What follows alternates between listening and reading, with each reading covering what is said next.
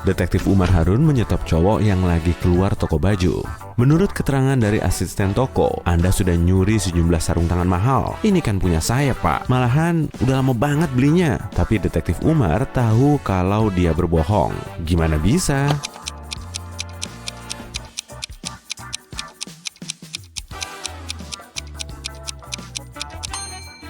Sarung tangannya nggak akan bisa kepakai lah, kan nggak saling berpasangan.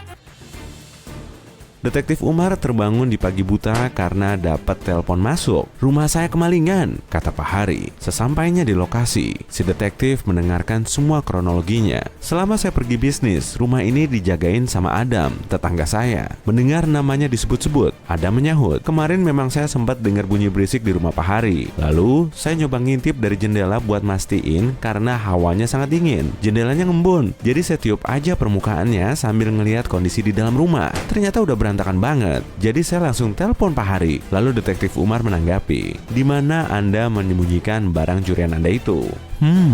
Gimana Detektif Umar bisa tahu kalau Adam bersalah?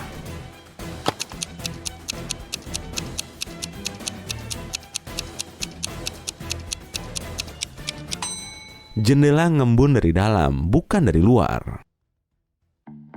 Istri dari pengusaha kaya menghilang dari hotel tempatnya nginep. Detektif Umar harus memberitahu dan menginterogasi suaminya. Si detektif kemudian menemui pria itu di pulau pribadinya. "Saya sudah di sini selama 2 bulan kok. Malahan saya juga udah minta keluarga dan para staf saya agar jangan mengusik saya dulu karena saya sedang nulis buku. Dan selama beberapa minggu ini saya nulis terus dari pagi buta sampai larut malam. Malah nggak pernah keluar dari kabin ini." Detektif Umar langsung tahu kalau dia berbohong. Caranya?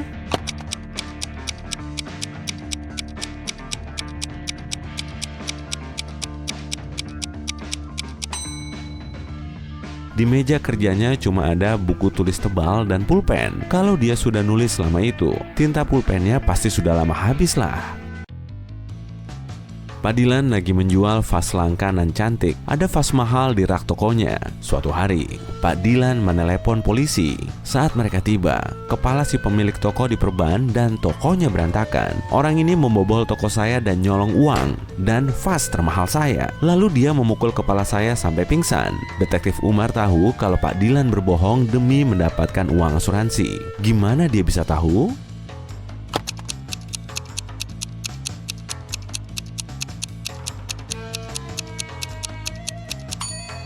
Meskipun sebagian vasnya ada di lantai, kondisinya masih utuh. Kalau vasnya benar-benar jatuh, seharusnya sih sudah pecah. Janet memanggil polisi. "Saat saya menyeberang jalan, ada mobil yang hampir menabrak saya. Saat jatuh, kepala saya terbentur." Setelah polisi tiba di TKP, Janet menunjukkan mobil yang hampir menabraknya. Ngakunya sih gitu. Tapi si pengemudi menyangkal tuduhan Janet. Kemudian Detektif Umar minta Janet untuk tenang. Sebetulnya bukan mobil itu yang harus mereka cari. Kok Detektif Umar bisa tahu?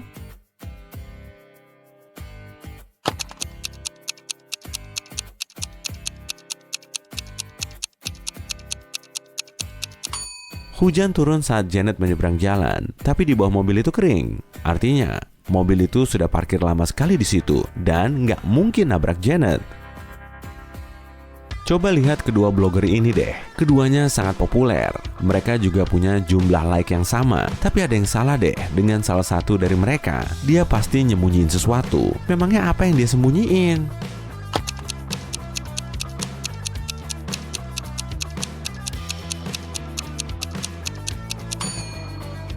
Cewek yang di sebelah kanan mungkin lagi nyoba irit ya. Logo di tasnya kelihatan mirip Chanel, tapi di bawahnya tertulis Gucci.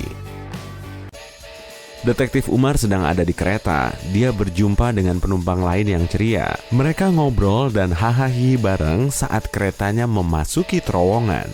Semuanya jadi gelap gulita selama beberapa saat. Setelah keretanya keluar dari terowongan, salah satu penumpang, Ella, berteriak, "Bros, berlianku hilang!" Semua penumpang mulai gelisah dan saling pandang. Tiba-tiba Detektif Umar berkata, "Saya tahu pelakunya kok, kan saya lihat sendiri." Gimana dia bisa melihatnya?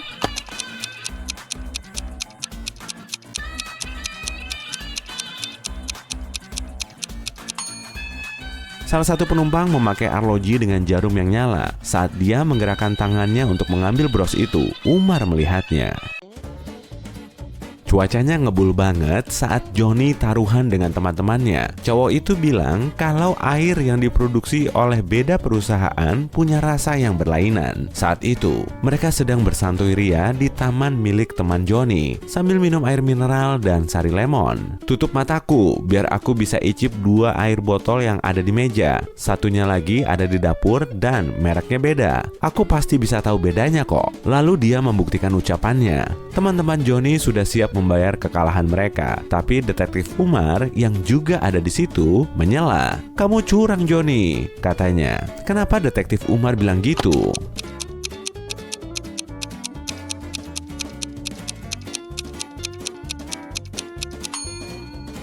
Saat itu kan sangat panas, jadi gak heran kalau air yang ada di luar jauh lebih hangat dari air yang dibawa dari dapur. Rara memanggil polisi di suatu pagi buta. Saat mereka tiba, dia menceritakan alasannya memanggil polisi. "Aku bekerja di museum. Kemarin, aku membawa pulang beberapa buku kuno karena aku mau menelitinya. Tapi, tiba-tiba mati listrik. Aku nyalakan lilin dan terus bekerja. Kemudian ada yang memencet bel depan. Saat aku buka pintu, ada orang yang memakai topeng hitam memukul kepalaku. Saat aku bangun, semua bukunya sudah hilang." Detektif Umar menahan wanita itu karena sudah membuat laporan palsu. Kenapa?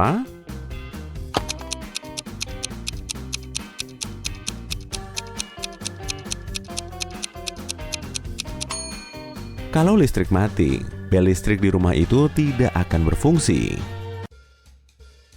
Detektif Umar sedang menyusuri tepi danau saat dia mendengar ada orang yang berteriak. Rupanya ada wanita muda yang tenggelam. Umar segera melepaskan sepatu dan menaruh tas ranselnya di tanah, lalu melompat ke dalam air. Untung sekali dia tidak terlambat. Saat Umar menarik wanita itu, dia melihat ada orang yang berdiri di samping barang-barangnya. "Sayangnya aku tak bisa berenang, tapi aku jagain barang-barangmu saja ya," kata orang itu. "Terus kenapa kamu ngoprek-ngoprek tasku?" tanya Umar. Bagaimana dia tahu kalau orang itu membuka tas ranselnya?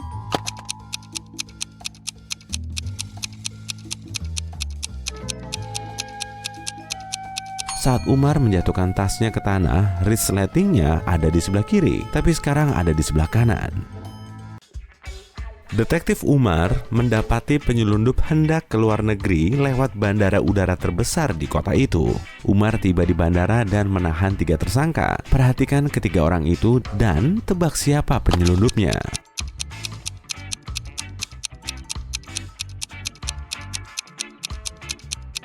Penumpang yang ketiga, kopernya penuh dengan barang yang acak, sepatu wanita, beberapa karpet, celana jeans kotor, wig, plus saat kopernya ditutup kelihatan jauh lebih besar saat dibuka. Sobat Detektif Umar, Jaka mengalami cedera lutut saat bermain frisbee. Dokter meminta Jaka untuk beristirahat di rumah, tapi dia tidak diizinkan untuk bangun dari tempat tidur. Umar juga ada di sana, dan dia berjanji pada dokter kalau dia akan menjaga sobatnya itu. Tapi suatu ketika, Umar harus pergi selama beberapa jam. Jadi, dia meminta saudara perempuannya, Sarah, untuk menjaga Jaka. Saat Umar kembali, Sarah memberitahu kalau Jaka menuruti instruksinya dan tidur sepanjang hari. Tapi saat Umar memasuki kamar Jaka, dia tahu kalau sobatnya itu telah bangun. Kok Umar bisa tahu?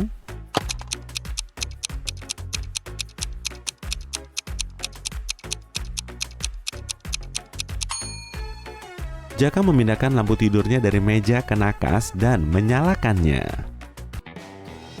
Adik detektif Umar, Sarah, menikah dengan Malik, atlet sepeda profesional. Pada suatu hari, Umar datang mengunjungi mereka dan menyadari kalau semua orang sangat gugup. Rupanya Malik akan menghadapi turnamen bersepeda yang menantang. "Aku berjanji akan membawa karangan bunga yang diberikan untuk pemenangnya," kata Malik. 4 jam kemudian, Malik memang benar kembali dengan membawa bunga. Tapi Umar yakin kalau Malik tidak memenangkan pertandingan itu. Kok bisa?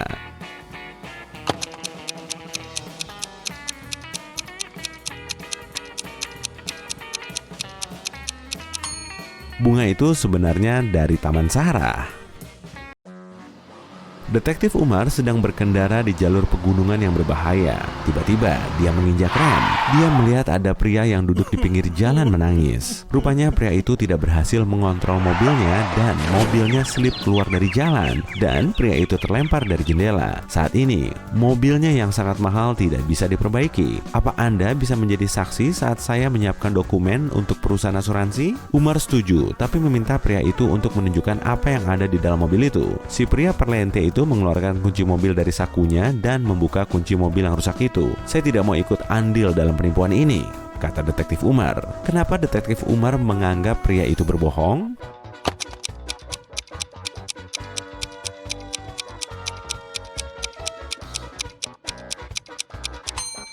Kalau si pria terlempar dari mobil itu, kuncinya pasti masih menempel di lubang starternya. Teman Detektif Umar, Hana, menghubunginya dan meminta pria itu datang ke rumah temannya itu. Hana bilang ini berkaitan dengan suaminya Martin. Martin bilang kepadaku kalau dia harus pergi dalam perjalanan bisnis ke pegunungan. Dia tidak ingin pergi ke sana karena dia sebal dengan cuaca dingin, tapi dia terpaksa pergi. Saat Martin tiba di sana, dia mengirimiku foto dari kamar hotelnya. Aku merasa ada yang salah dengan foto ini, tapi apa ya? Umar tidak perlu melihat 2 kali foto itu dan langsung tahu kalau Martin memang berbohong kepada istrinya. Bagaimana dia mengetahuinya?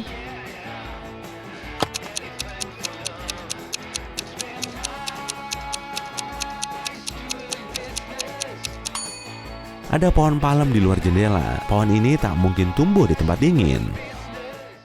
Jadi pasti cukup berat, tapi koper Bisma hampir kosong. Di dalamnya cuma ada celana jeans dan buku catatan. Jadi pasti jauh lebih ringan. Meski tas itu kelihatan mirip, Bisma pasti tahu dong kalau tas yang dia ambil bukan miliknya. Kan bobotnya jauh lebih berat. Luna nemu sepupunya Mia tergeletak di kamarnya karena diracun. Jadi dia langsung menghubungi polisi. Detektif Chandra kemudian menanyakan kronologinya. Dan Luna mengatakan dia ngelihat lampu kamar Mia menyala terang saat dia lewat di dekat rumah Mia. Lalu dia ngintip lewat jendela rumah untuk ngecek keberadaan Mia dari luar. Tapi malah Mia udah tak sadarkan diri di lantai. Luna juga punya kunci serep rumah Mia. Jadi dia langsung masuk rumah sambil menghubungi polisi. Cewek itu juga nggak megang benda apapun agar polisi bisa langsung menyelidiki insiden itu. Dan anehnya, Detektif Chandra malah menangkap Luna. Kenapa begitu?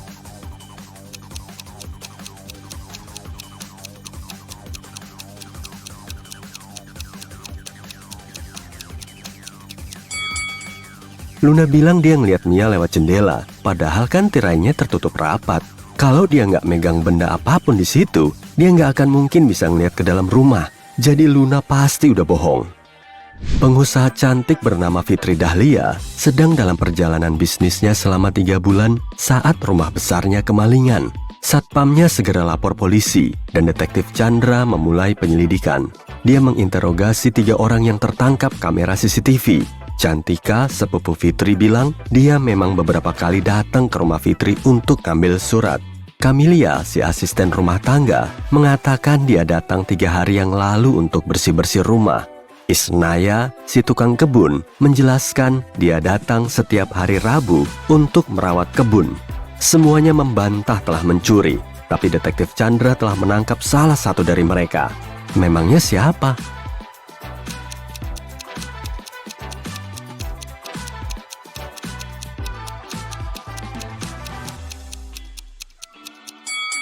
Camelia, si asisten rumah tangga. Dia bilang sudah ngebersihin rumah itu 3 hari yang lalu. Tapi coba lihat lagi deh, di mana-mana ada debu dan kotoran. Rumah itu kayak udah lama nggak dibersihin. Jadi kemungkinan besar dia berbohong. Astri harus lembur di kantor karena ada tugas penting yang perlu diberesin. Karena pengen refreshing, dia keluar dari ruangannya untuk beli snack dan kopi. Setengah jam kemudian, dia baru balik, tapi dia tahu kalau dompetnya telah dicuri. Makanya dia langsung lapor polisi. Detektif Chandra kemudian menginterogasi 3 orang yang masih ada di kantor. Nando, si petugas kebersihan, mengatakan dia bersih-bersih di lantai lain dan belum masuk ke ruangan Astri sama sekali. Sonia, si akuntan, bilang dia baru ngobrol sama mamanya lewat telepon. Sony, si manajer regional, mengaku kalau dia lagi sibuk kerja di ruangannya. Siapa yang udah nyuri dompet Astri?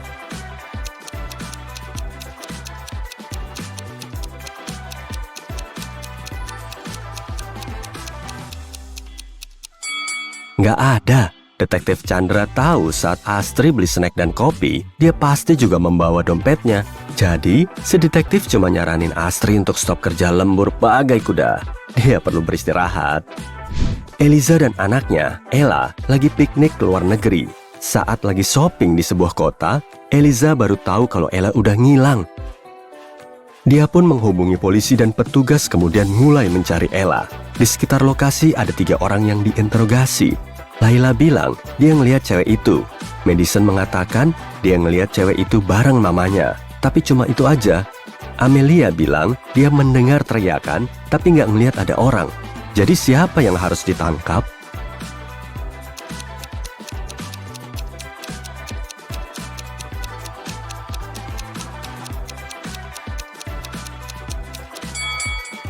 Layla, karena dia membawa tas Ella. Galih punya pacar, adik, dan 2 sepupu. Tolong cariin cewek yang jadi adik Galih dong. Kalau sepupunya berkata jujur, tapi adik dan pacarnya bohong. Chloe, adalah pacarnya. Ruby, Chloe bohong. Skylar, Ruby bohong. Lily, Skylar bukan adiknya.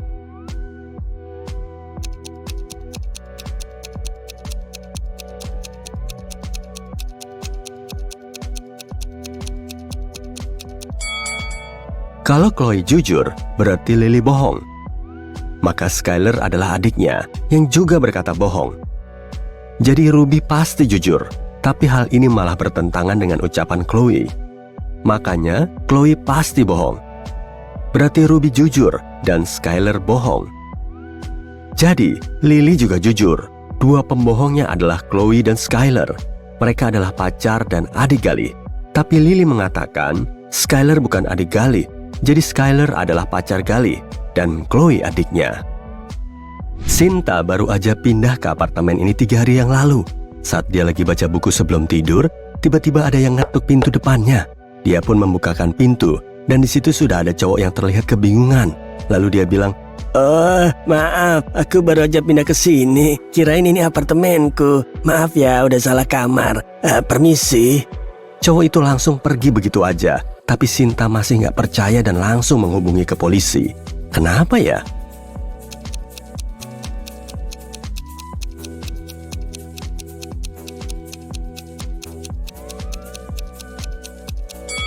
Pria itu pakai ngetuk pintu segala sih. Kalau menurutnya itu kamar dia sendiri, dia cuma akan ngebukanya dengan kuncinya sendiri. Nora cuma tinggal sendirian di pinggir kota. Dia menghubungi polisi karena seseorang telah ngerampok rumahnya dan nyuri tabungan yang tersimpan di dalam kaos kaki di salah satu rak lemari pakaian. Detektif Chandra langsung meluncur ke lokasi, memeriksa sisi kamar dan menutup kasus itu. Dia juga bilang kalau Nora udah bohong. Kenapa bisa begitu ya?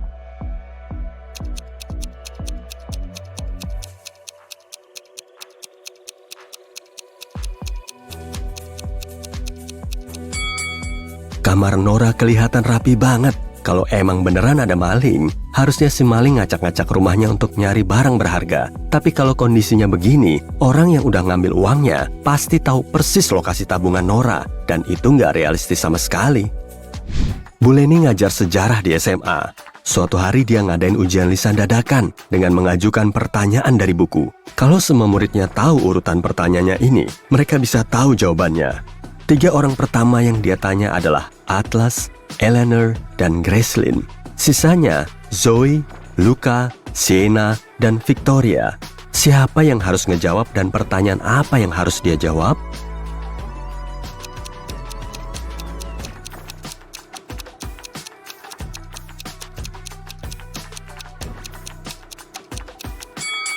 Bu Leni menanyai para muridnya sesuai abjad. Jadi selanjutnya, dia pasti bakal menanyai Luca, Sienna, Victoria, dan Zoe.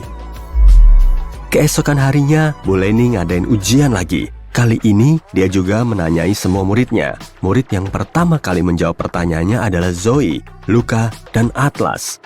Urutan seperti apa yang akan dia gunakan untuk menanyai murid lain?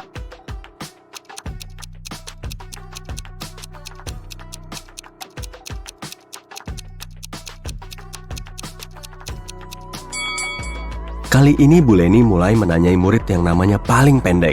Kata Zoe cuma punya 3 huruf, Luca punya 4 huruf, dan Atlas punya 5 huruf. Berarti selanjutnya adalah Sienna yang terdiri dari 6 huruf, kemudian Eleanor dengan 7 huruf, Victoria 8 huruf, dan Gracelyn 9 huruf.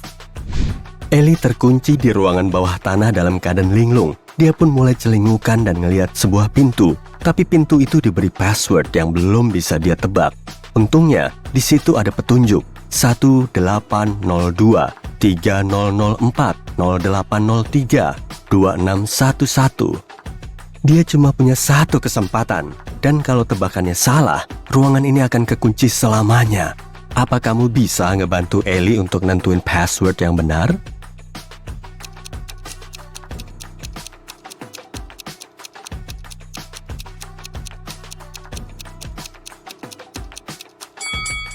Coba deh lihat baik-baik, beberapa tombolnya kelihatan lebih luntur. Mungkin karena angka tersebut paling sering digunakan. Misalnya angka 1, 2, dan 6. Satu-satunya kode yang memakai semua angka ini adalah deret 2611. Berarti itu pasti passwordnya. Aurora akhirnya sampai rumah setelah seharian ngampus. Dia pengen banget makan es krim rasa mint yang udah dia beli pagi harinya. Tapi saat dia ngebuka kulkas, es krimnya udah nggak ada. Aurora langsung menanyai 3 saudaranya, tapi semuanya menyangkal. Donna bilang, aku lagi diet dan udah libur makan es krim selama seminggu. Eric bilang, aku kan punya keripik sendiri, ngapain juga makan es krim segala. Wongki bilang, aku gak suka es krim rasa mint. Lagian kan aku seharian ini di kamar terus dan baru aja turun. Siapa yang udah makan es krim Aurora?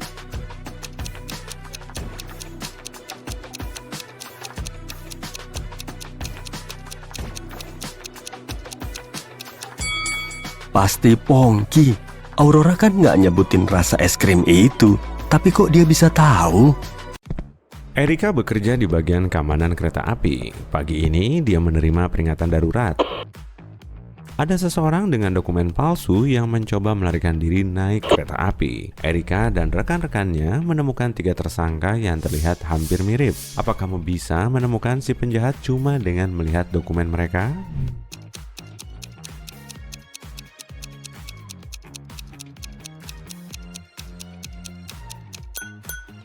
Dari negara manapun seseorang berasal, foto paspor tidak boleh punya latar belakang pegunungan. Jadi, dokumen orang ini palsu. Bobby adalah dosen. Dia mengundang mahasiswa ternakalnya, Danny, untuk mengobrol. Bobby ingin menguji pemikiran logis Danny. Bobby berkata, kalau kamu berbohong, kamu bakal Bapak DO. Tapi kalau jujur, kamu bakal tetap Bapak DO. Apa yang harus Danny katakan agar tetap kuliah?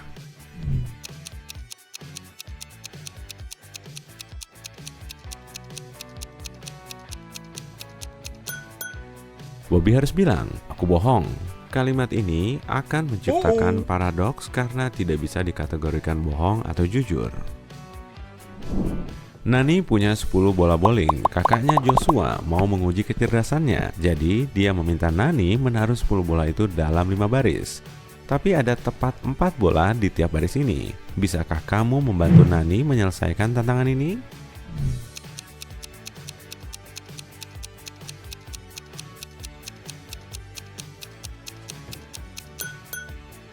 Nani harus menggambar bintang 5 sudut dan menaruh 10 bolanya di tiap sudut dan titik persimpangan. Beres! 5 baris dengan 4 bola di tiap baris.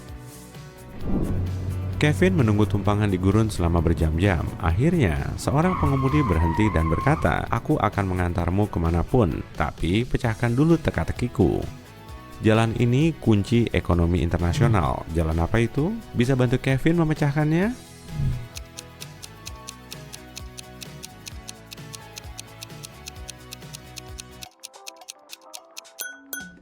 Jalan Sutra alias jalur perdagangan antar negara.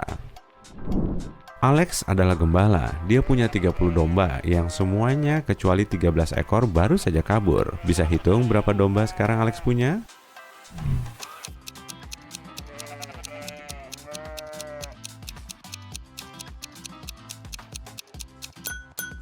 Dia punya 13 domba. Kata-kata semua kecuali 13 baru saja kabur, berarti masih ada 13 ekor yang tidak kabur. Lihat 3 tahanan ini. Orang pertama mendorong jeruji besi, orang kedua melatih ototnya menggunakan barbel, orang ketiga duduk dan membaca buku. Ada lukisan digantung di dindingnya. Siapa yang kemungkinan besar mau kabur?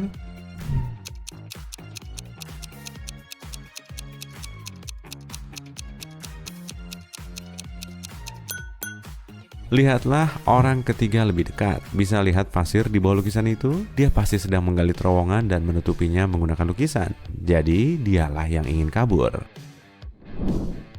Semua sepatu BK berwarna hitam kecuali 2. Selain itu, semua sepatu BK berwarna merah kecuali 2. Dan semua sepatu BK berwarna kuning kecuali 2. Bisa hitung berapa sepatu yang BK punya?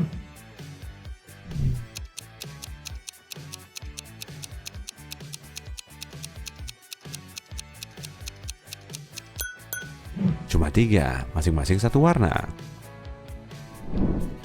Dr. Salman meresepkan vitamin mahal untuk Danang. Dia memberi Danang 2 botol berlabel R dan B.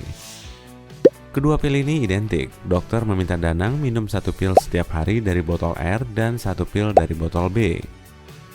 Dia tidak boleh minum lebih banyak atau kurang dari itu. Suatu pagi, Danang minum pil. Dia mengeluarkan 1 pil dari botol R seperti biasa. Lalu dia nggak sengaja mengeluarkan 2 pil dari botol B. Danang tidak bisa membedakan pil-pil ini. Dia tidak bisa membuang pil mahal ini begitu saja. Apa kamu ada saran?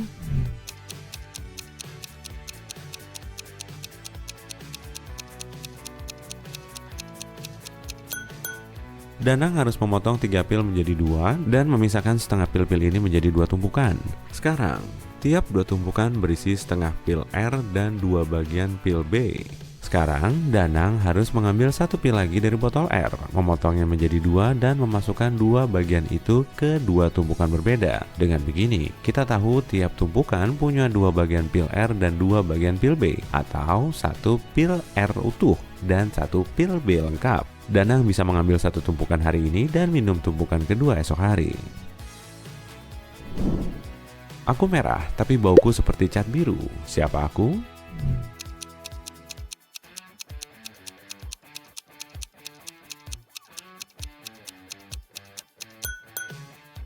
Cat merah. Ibu Tommy punya 3 putra. Putra pertamanya bernama Aprilio. Nama anak keduanya Meilan. Bisa tebak nama putra bungsunya?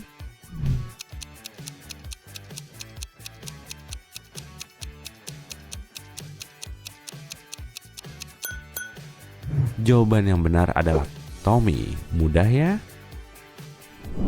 Bisa temukan apa yang salah dalam gambar ini?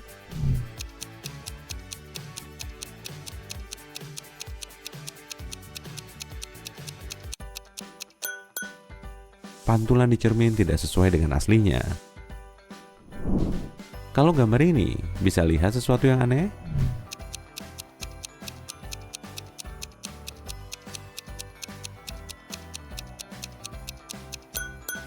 Dua wanita ini kelihatan baik-baik saja, tapi ada perubahan di kaki cowok ini.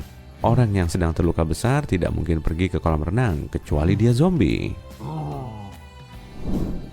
Raja Gurita memiliki 4 anak yang punya 6, 7, atau 8 kaki. Yang berkaki 7 selalu bohong, tapi yang berkaki 6 atau 8 selalu jujur. Suatu malam, keempat anak Raja Gurita bertemu dan mengobrol. Gurita biru berkata, kita semua punya 28 kaki. Yang hijau berkata, kita semua punya 27 kaki. Yang ungu berkata, kita semua punya 26 kaki. Lalu gurita merah berkata, kita semua punya 25 kaki. Bisa tebak apa warna anak gurita yang selalu jujur?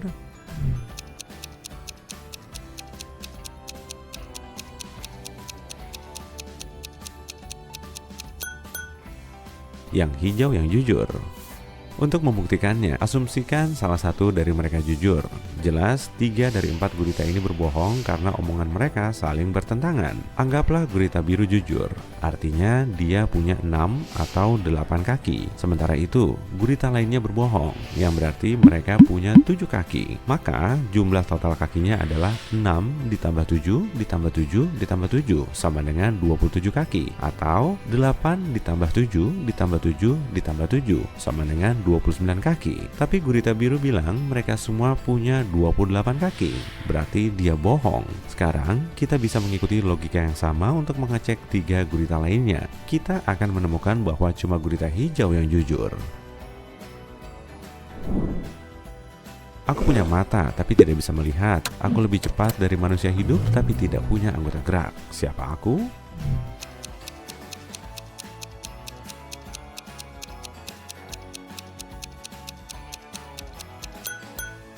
Jawaban yang benar adalah badai.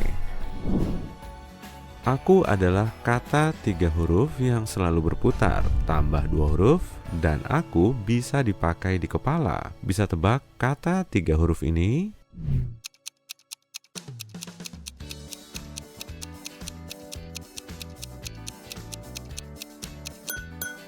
Jawaban yang benar adalah ban. Meski bukan cowok, aku punya janggut, warnaku hijau, tapi aku bukan kadal. Aku putih, tapi aku bukan salju. Siapa aku?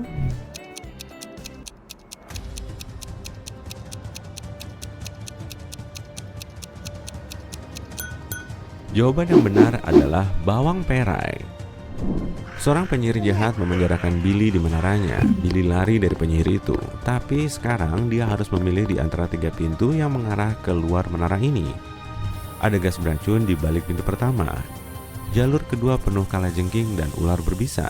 Di balik pintu ketiga, ada sekawanan singa yang sudah 3 tahun tidak makan. Jalur mana paling aman?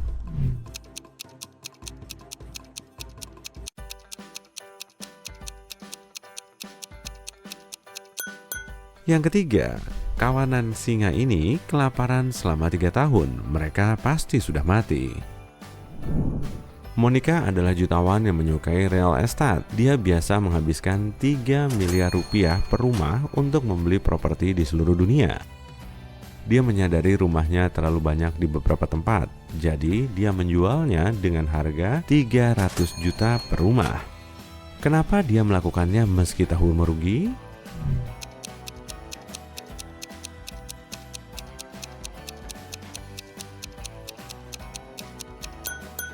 Sebelum menjual propertinya, Monica adalah miliarder. Karena dia mulai kehilangan uang, dia sekarang cuma jutawan.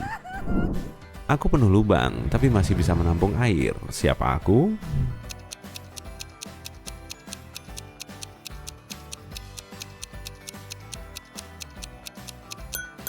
Aku spons. Ibu Sarah punya 2 putra dan 1 putri. Nama kedua putranya Joshua dan Johnny. Siapa nama putrinya?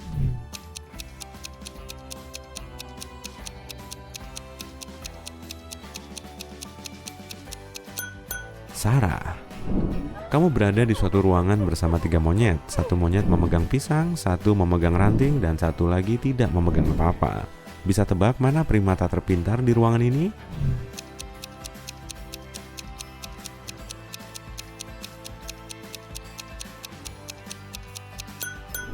Kamu. Matahari memanggangku, tangan menghancurkanku, kaki menginjakku, mulut mencicipiku. Siapa aku?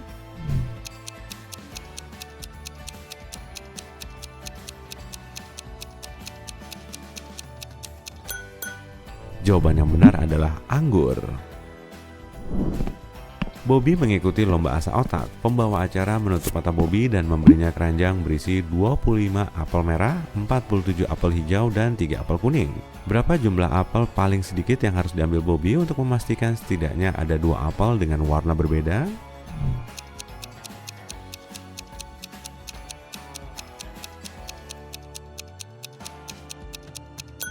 Dia harus mengambil setidaknya 48 apel. Cuma sedikit kemungkinan dia bisa mengambil 47 apel hijau berturut-turut. Keluarga Salman sedang makan malam keluarga. Seorang kakek, seorang nenek, 2 ayah, 2 ibu, 1 saudara laki-laki, 2 saudara perempuan, 2 anak laki-laki, 2 anak perempuan, 1 menantu perempuan, dan 1 ibu mertua duduk di meja yang sama. Cuma ada 7 kursi di dalam ruangan ini. Berapa kursi yang harus mereka pinjam untuk duduk bersama pada makan malam ini kalau setiap orang butuh kursi terpisah?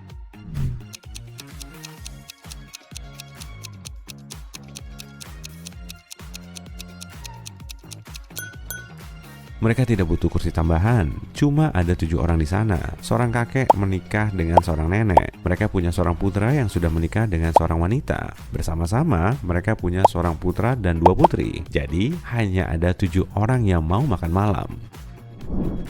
Aku harus dipecahkan sebelum kamu bisa memakaiku. Siapa aku?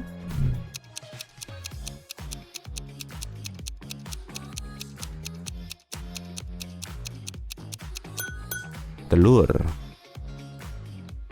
Seperti biasa, Dewi datang ke kafe favoritnya untuk beli kopi dan sandwich. Dia langsung keluar kafe setelah selesai membayar pesanannya. Tapi beberapa menit kemudian, dia balik lagi. Wajahnya kelihatan cemas karena dompetnya ternyata ketinggalan. Dan setelah dicek, dompet itu udah nggak ada. Dia langsung menghubungi polisi untuk melaporkan kejadian ini. Dan untungnya, saat itu belum ada yang keluar kafe. Jadi pencurinya pasti masih ada di dalam. Polisi segera datang untuk menginterogasi mereka. Jihan, petugas kasir, bilang Dewi adalah pelanggan tetap kafe itu. Dan mereka udah saling kenal sejak lama. Jadi Jihan gak akan mungkin ngambil uang itu. Lagian, dia gak ngeliat dompet Dewi setelah cewek itu membayar sarapannya. Andri seorang turis yang baru pertama kali datang ke kota ini. Jadi dia mengunjungi kafe karena pengen nyobain muffin terkenalnya. Dia juga nggak ngeliat dompet Dewi karena lagi sibuk milih jenis muffin yang mau dia icip. Sedangkan Harry bekerja sebagai pegawai toko. Dia datang ke kafe untuk beli kopi. Dan tadi dia nggak ngeliat dompet itu karena dia lagi nuang susu ke kopi pesanannya. Jadi menurutmu siapa sih yang udah nyuri dompet Dewi?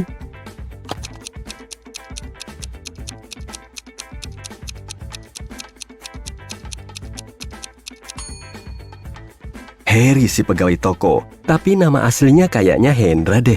Lihat aja tuh tanda pengenalnya. Dia nggak nyebutin nama aslinya saat tadi mesen kopi. Dia juga bohong soal nuangin susu ke kopinya tuh. Minumannya aja nggak ada susunya. Jessica pengen banget jadi pemain teater. Dan saat itu, dia harus mengikuti audisi teater musikal penting. Dia udah berangkat dari rumah sejak pagi buta, biar nggak telat sampai tujuan. Tapi ternyata, dia lupa nggak bawa partitur. Jadi Jessica harus balik lagi. Tapi saat masuk rumah, dia ngelihat teman sekamarnya pingsan di lantai. Dan di sampingnya udah ada perawat. Si perawat bilang ke Jessica kalau temannya itu telah diracun. Tapi untungnya, dia masih sempat manggil ambulans sebelum pingsan. Jessica langsung curiga dengan si perawat dong. Kemudian, dia ngucapin terima kasih ke perawat itu dan berjalan ke dapur untuk ngambilin air minum. Tapi ternyata, dia menghubungi polisi. Jessica bilang, ada perawat gadungan di kontrakan saya, Pak. Penjahat itu ngeracun teman sekamar saya dan mau merampoknya. Gimana Jessica bisa tahu semua itu ya?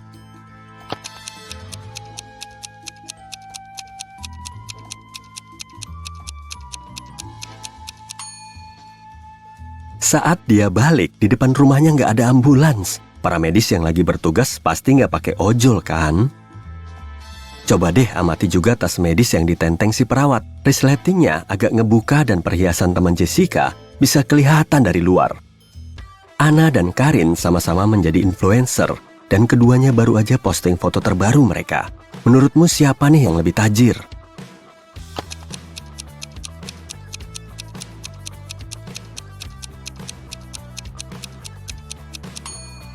Pasti Karin. Lihat aja jumlah like-nya. Dia dapat 27.907 like. Sedangkan Anna cuma dapat 9.837 like. Berarti Karin punya lebih banyak follower dan kemungkinan besar penghasilannya juga lebih banyak. Ani baru aja ngebeliin hadiah untuk keluarganya, kecuali papanya. Cewek itu tahu barang kesukaan mereka, tapi papanya ini sangat tertutup dan jarang ngobrol. Dia juga gaptek dan gak pernah belanja online. Jadi, Ani nggak bisa diem-diem nyalain komputer papanya lalu ngecek wishlistnya. Tapi lelaki itu suka bikin daftar di buku catatan kecil. Dan Ani yakin dia bisa nemu daftar wishlist itu di dalamnya. Suatu hari, dia masuk ke ruang kerja papanya untuk nyari buku itu, tapi nggak ketemu juga. Di situ, Ani juga ngeliat laci dalam kondisi terkunci. Dia nyari kuncinya di seisi ruangan, tapi nggak ada sama sekali. Saat itulah, dia ngeliat catatan yang tertempel di dua buku ini. Catatan pertama tertempel pada buku psikologi dan tertulis 548 KE7. Catatan kedua tertempel pada novel detektif dan tertulis Hal 213 KE20. Ani langsung tahu maksudnya. Apa kamu juga bisa nebak?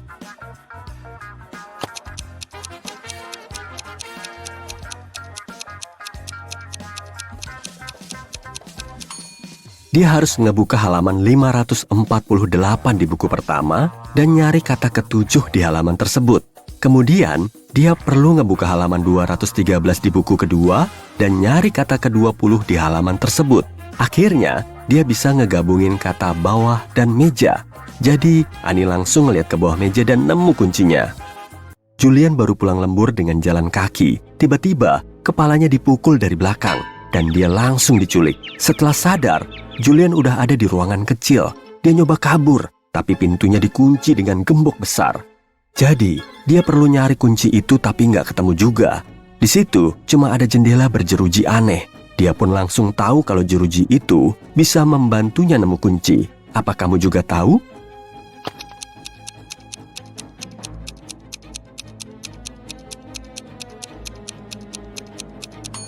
Salah satu jerujinya kelihatan paling beda kan? Dan itulah kunci yang dia cari. Gita lagi camping di tengah hutan saat malam bulan purnama, dan dia masak di dekat api unggun sampai larut malam. Beberapa saat kemudian, Gita mendengar geraman keras.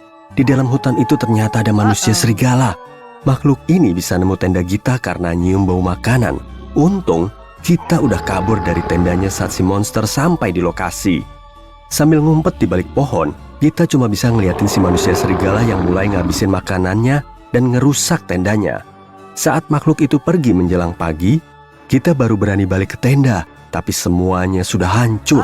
Stok makanan dan airnya udah ludes. HP-nya juga lowbat. Jadi, dia nggak bisa menghubungi tim penolong. Dia mulai menjelajahi hutan, dan akhirnya nemu rumah penyihir. Saat masuk, dia ngelihat si penyihir bersama seorang cewek. Gita pun minta tolong ke penyihir itu untuk diberitahu jalan pulang. Si penyihir bersedia membantu dengan satu syarat, yaitu Gita harus bisa nebak nama adik perempuannya. Kalau gagal, Gita akan dikutuk jadi kodok. Tapi dia langsung tahu jawabannya. Kok bisa gitu ya?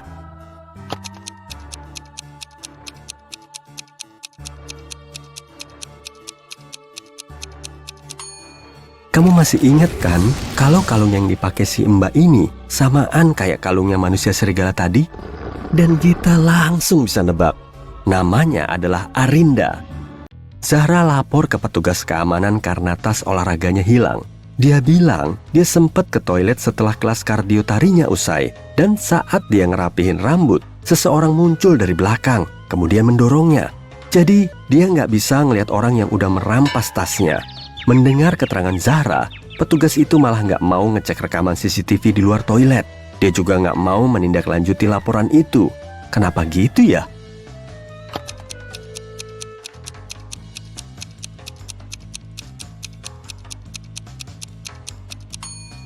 Zahra bilang dia lagi ngerapihin rambutnya kan? Jadi udah pasti dia juga ngeliat ke cermin. Kalau memang ada orang yang nyerang dia dari belakang, Zahra pasti bisa ngeliat bayangannya pada cermin. Jadi kemungkinan Zahra udah bohong agar bisa nuntut mereka. Untungnya petugas itu nggak gampang dibohongi. Sejumlah penduduk cewek di kota ini tiba-tiba hilang. Petugas Denny dan timnya sudah melakukan pencarian selama berbulan-bulan, tapi mereka nggak bisa nemu tempat penyekapannya. Suatu hari Sandra pulang jogging melewati jalan lain. Saat dia melintas di dekat rumah tua, dia mendengar teriakan dari ruang bawah tanah. Cewek itu langsung melaporkannya ke petugas Denny. Kemudian Denny dan timnya datang ke lokasi dan melakukan penggerebekan. Di dalam situ, mereka nemu 3 cewek. Ketiganya mengaku mereka udah disekap di ruang bawah tanah selama berbulan-bulan. Tapi Denny bisa tahu kalau salah satu dari mereka cuma bohong. Cewek pertama bernama Tina dan dia disekap di ruang bawah tanah itu hampir selama 8 bulan. Cewek kedua bernama Hannah dan dia udah ada di situ selama hampir 5 bulan. Sedangkan cewek ketiga bernama Alisa dan dia sudah disekap di situ selama 3 bulan. Menurutmu, cewek mana nih yang udah bohong?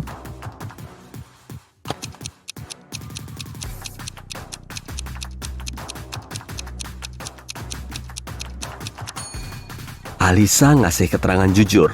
Lihat aja tuh, pakaiannya kotor dan rambutnya berminyak. Akar rambutnya juga mulai tumbuh. Pasti dia udah lama nggak terpapar cahaya matahari kan? Hana juga sama. Tapi kok Tina beda banget? Dia kelihatan bersih. Pakaiannya masih baru, rambut dan makeupnya juga masih fresh. Jadi dia pasti berbohong. Dava bekerja di fasilitas luar angkasa besar selama libur panjangnya. Dan setelah liburannya berakhir, dia ngasih tahu semua temannya tentang petualangan epiknya. Katanya, dia baru nemu ruang rahasia di fasilitas itu. Dan di situ ada mesin waktu. Begitu masuk, dia mencet sejumlah tombol untuk ngecek mesin itu. Ternyata mesinnya bisa berfungsi. Kemudian, dia bisa menjelajah waktu dan ngobrol bareng Nikola Tesla, Chuck Berry, dan Raja Aragon. Tapi salah satu teman Dava langsung menuduhnya berbohong. Kok dia yakin banget sih kalau Dava cuma ngarang?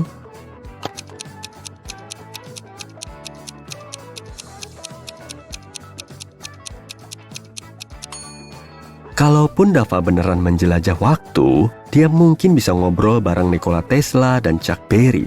Tapi dia nggak akan mungkin bisa ngobrol bareng Raja Aragon. Karena Raja Aragon cuma karakter fiksi.